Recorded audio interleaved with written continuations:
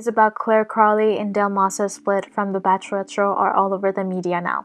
As a relationship therapist, I'll be talking about the top mistakes Claire made in her relationship with Dale and go over how we can avoid similar mistakes in our own dating life. If you want to prevent unnecessary heartbreak in your own relationships, make sure you watch this video until the end and subscribe to my channel now for similar videos in the future. One thing that stood out to me throughout Claire's season was that she kept mentioning her father. Her father had a major role in her life. It seemed like he was really a person she looked up to, and that's great because it sounds like she really had a good role model for a man and she knows what she's looking for in a man. But I think sometimes that having that heady knowledge doesn't really translate into experience. So we just want to be careful that if we have like a parental figure that we look up to, that we're not projecting all of their positive qualities into a potential partner. If you have that kind of at the back of your mind, like my dad was kind, my dad was very compassionate, this is what he would do, he would, I don't know, buy me chocolate on my birthday. If the person you're dating buys you chocolate on your birthday, you're like, oh my god, he's just like my dad. And that's a trap because there's no way that this person that you're dating could live up to the expectations you have of them just because they did something similar to your father one time or extended this kind of kindness that's so similar to what your dad used to do. It doesn't mean they're the same person or that they have the same qualities of your fathers. And the other thing is you're setting your partner up for failure. Even if you have the best partner, they can never always be there for you and be as reliable as a parental figure who has this unconditional love towards you. I think that's too much of an expectation, and it's also pressure for your partner because if your expectation is that they need to be like your father, you're setting the bar really high and they will never be able to measure up to that because they also have their own flaws. They come from their own family culture, the faulty beliefs they've learned about relationships. Don't compare your partners to your parents. Your parents are your parents. Their love is unconditional. The other thing that stood out to me in Claire's season is her notion of love, like what she understood love to be. In her season, she really mistook chemistry, that initial chemistry that we may feel if we walk into a room like and there are 100 people, maybe we pick the most good looking guys or girls and we're like, oh, I really have chemistry with this girl, guy, without really knowing their personality or whether they are a reliable partner, whether they can show up for us. That's something that needs to be tested and seen over the long run, like at least giving it 6 months to know someone. So when we're talking about emotional connection, we need to be careful because you're feeling emotionally connected to someone just because you're feeling this intense like physical chemistry that's like really overwhelming your senses.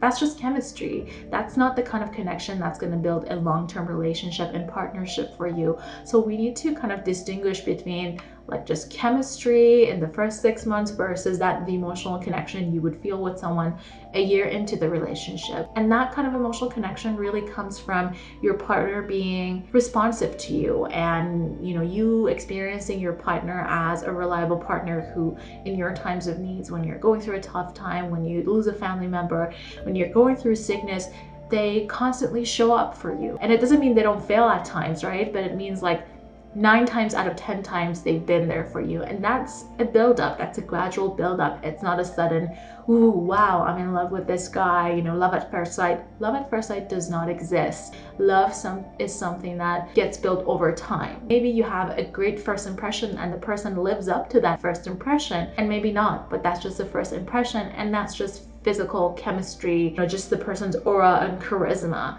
That's not love, and that's not enough to form a long-term partnership. At the end of the day, all relationships have almost like a 50-50 chance of failing. Always risks in any relationships that's new. So Claire and Dale's relationship is no different than that, especially in the first 6 months, which is the honeymoon phase. Everything is bound to go really well.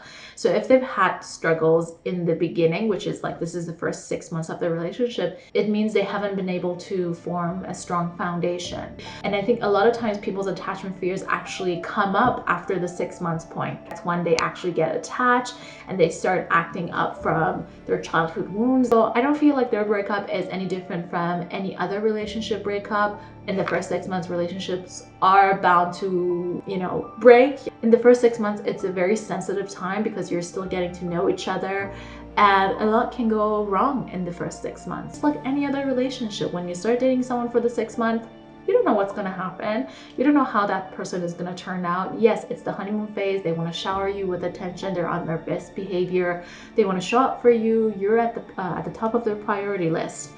But after the 6 months point, after 1 year, 2 years, 3 years, when their work takes over, kids become a priority, then what? How is that person going to show up for you? I don't think Claire actually made a mistake in choosing him, because it seemed like she had the most connection out of all the guys on the show. She did what she felt like was right, and perhaps she didn't feel the same kind of chemistry with the other guys. So after having sex, she really bonded with Dale, so there's no way that she could see herself dating these other guys, which is totally honorable, respectful, and something she did maybe out of integrity. And I think naturally, if you date someone in the outside world, and if you're not on a show and you really bond with that person, you're not going to go on other dates. So it's only natural for Claire to make that decision.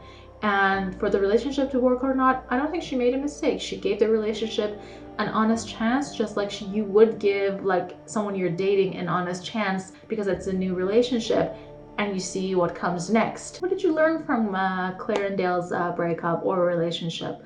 I don't know, these are the things that kind of stood out to me. I think we all have certain childhood wounds when it comes to romantic relationships.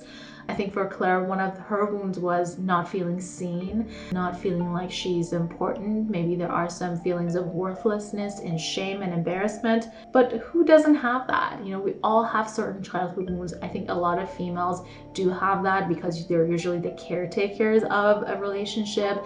So they sometimes put a lot of effort into a relationship to make sure that they feel emotionally connected to their partners. So when their efforts are not being reciprocated, there is a sense of worthlessness, not feeling seen, not feeling appreciated. So yeah, let me know in the comments below what you thought of this breakup, or what you've learned from past relationships, and where you're at in your own journey with love. I've been on my own journey with love, and I'm sure you guys are too.